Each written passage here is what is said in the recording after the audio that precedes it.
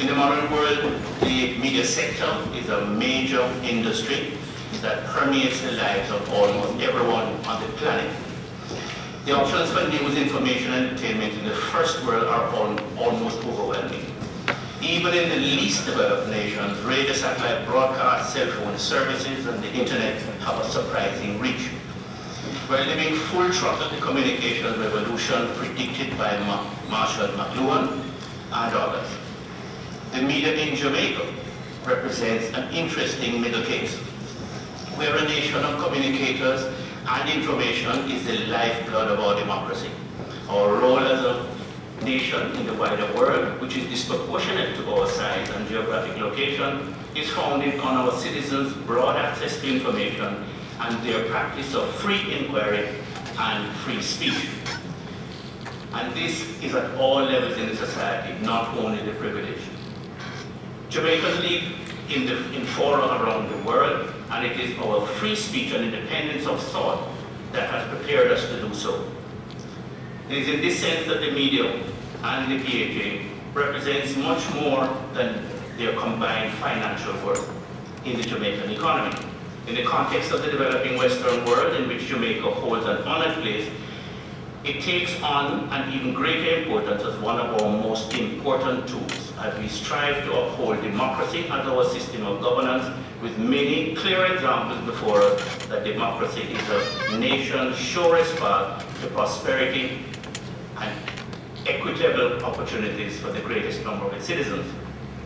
An active and free media, therefore, is essential, in our view, for the good governance, and that it is the obligation of all of us to ensure that the media continues to perform its critical function in supporting our democracy. I then go into the areas that I thought was the more important for the media, which is, of course, the watchdog for the citizenry, safeguarding the rights of the people, being a key component in the ensuring good governance by our leaders, by encouraging and at times demanding openness and accountability on public officials or from public officials, supporting the constitutional guarantee of freedom of expression of the governed, which is the fundamental means of democratic participation of the citizen. In relation to these issues of great importance in our society, the Justice Small Committee urgently considered over a short time the mandate of the Prime Minister, and I must add that the media was in full support of it, and which is already in the report, which I will not go through again. I had the privilege, Madam Chairman, of being one of the committee members. You will hear comments from the legal representative of the MAJ and PAJ, eminent counsel Honorable Raul Enriquez, regarding the legal and some of the philosophical underpinnings as envisaged by the media and the PAJ. I hope you will allow me a few minutes, however, to share another side of the context in which these proposals are being made, which is the business side of the media, through which it survives to play its role in the public and in our democracy. The business of media in Jamaica has to be seen in the context of a business existing in an environment which, by tradition, produces really small margins of profit, quite disproportionate to its importance in the society. Jamaica should rightly be proud that despite tremendous challenges having to do with a fairly unstable economic base overall in the country over a long time, our media follow the model in the most Western democracies, which is private sector driven, theoretically requiring no state subvention, but an enabling environment by the state. Advertising is therefore expected to defray all of the costs of disseminating, gathering information to the population, and at the same time providing commercial returns to the shareholders who invested in the respective media. Expectations for return on investment is also an important principle of holding a modern democracy, and an aspect of our society, of which our society must support as part of the general democratic values. It is this use of the expectation of investors as the engine to power the operations of media, and therefore contribute to the good governance of Jamaica, that is one of the great challenges I referred to earlier. Maintaining a viable business in Jamaica has always required great talent, attention, dedication, even in the best of times.